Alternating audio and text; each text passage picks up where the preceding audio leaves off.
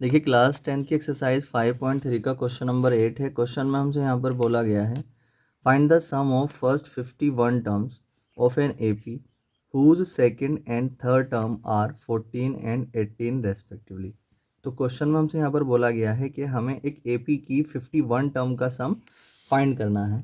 तो अगर हम इसके सॉल्यूशन में चलते हैं तो हमें जो फाइंड करना है वो कितना है, S51। ये चीज़ हमें फाइंड करनी है। हमें दे क्या रखा है, हमसे बोला गया है कि जो वो एपी है जिसकी 51 टर्म का सम हमें फाइंड करना है, उसकी जो सेकंड टर्म है, सेकंड टर्म यानी कि A2 जो है वो कितनी है हमारे पास, वो 14 है। और जो उसकी थर्ड टर्म है वो कितनी है, 18 है। यानी कि A3 कितना है हमारे पास, 18 है। ठीक है, अब देखिए हम यहाँ पर हमें निकालना S51 है और हम ये जानते हैं कि जो किसी भी टर्म का अगर हमें सम निकालना होता है, कितनी भी टर्म का सम अगर हमें निकालना होता है, कितनी भी टर्म्स का सम अगर हमें निकालना होता है तो हमें दो चीज़ें मालूम होनी चाहिए, एक तो A और एक D। और N तो यहाँ पर मालूम होता ही है ना, जो भी यहाँ पे लिखा होता है वो N ही होता है। तो हमें किन्हीं भी टर्म्स का सम निकालने के लिए तीन चीज़ों का मालूम होना चाहिए, N, A और D। N हमें यहाँ पर मालूम है मगर हमें यहाँ पर ए यानी कि फर्स्ट टर्म हमें मालूम नहीं है और कॉमन डिफरेंस यानी कि डी हमें मालूम नहीं है। वो हम क्या करेंगे, जो ये चीज़ें दोनों दे रखी हैं इनके बेस पे जो है हम ए और डी को निकालेंगे। ठीक है, अब देखिए या तो यहाँ से आप एक काम कर लें, A2 से A प्लस डी करके एक इक्वेशन बना लें, A3 से A प्लस 2D करके एक इक्वेशन बना लें, दोनों को एलिमिनेशन मेथड से सॉल्व कर लें। ठीक है, बाकी इसमें एक काम और हो सकता है, यहाँ पर डी डायरेक्ट निकल सकता है। हम जानते हैं कि डायरेक्ट डी निकालने के लिए यानी कि कॉमन डिफरेंस निकालने के लिए हमें कुछ नहीं करना पड़ता है, बस उससे आगे वाली टर्म में से उससे तुरंत पिछले वाली टर्म को माइनस करना पड़ता है। ठीक है, तो यहाँ पर अगर हम देखते हैं तो हमारे पास A2 है और A3 है, मतलब बिल्कुल जो कॉन्सिक्यूटिव टर्म्स हैं, मतलब एक के तुरंत बाद आने वाली टर्म्स हमारे पास हैं, तो हम डी यहाँ से डायरेक्ट निकाल सकते हैं। तो डी इज इक्वल टू हो जाएगा A3 माइनस A2। तो A3 हमारे पास कितना है, 18, और माइनस A2 कितना है हमारे पास, 14। तो 18 में से अगर 14 माइनस करते हैं तो कितना बचेगा, 4।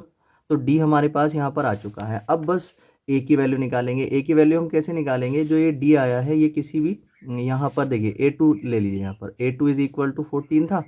अब A2 को अगर मैं खोलता हूँ तो A प्लस कितना आ जाएगा, डी इज इक्वल टू 14 लिख सकते हैं इसको। डी की वैल्यू यहाँ से put d is equal to 4। ठीक है, इसमें जो है d की वैल्यू को पुट कर देंगे। जब यहाँ पर d की वैल्यू को हम पुट करेंगे तो ये आ जाएगा a plus 4 is equal to 14। a plus 4 is equal to 14। तो a इज इक्वल टू 14 और माइनस 4 आ जाएगा। तो a की वैल्यू जब यहाँ से निकालेंगे 14 में से 4 चला जाता है तो बचता है कितना, 10। तो हमारे पास देखिए ए भी आ चुका है, हमारे पास डी भी आ चुका है, हमारे पास एन भी है यानी कि 51। तो अब हम यहाँ पर क्या कर सकते हैं, एस एन का फॉर्मूला लगा सकते हैं। तो S n is equal to n upon 2 into 2a और प्लस में n माइनस 1 और इंटू में d। तो अब n कितना था, 51 था। तो अगर n की जगह हम 51 रखेंगे तो जहाँ जहाँ n आ गया है वहाँ पर 51 रखेंगे। 51 अपॉन 2 इंटू a कितना है हमारे पास 10 है, प्लस में एन कितना था 51 और माइनस 1 और इनटू में डी कितना आया था हमारे पास 4। ठीक है, तो बस अब जो है यहाँ पर 51 अपॉन 2 ऐसे ही रहना है। 2 की 10 से मल्टीप्लाई कर लोगे तो 20 आ जाएगा, प्लस में 51 में से 1 जाएगा तो 50 बचेगा, मल्टीप्लाई में आ जाएगा 4।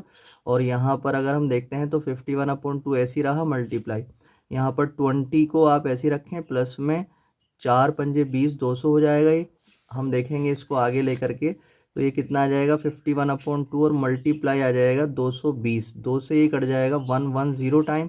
तो यहाँ पर 51 और मल्टीप्लाई 110 बच गया।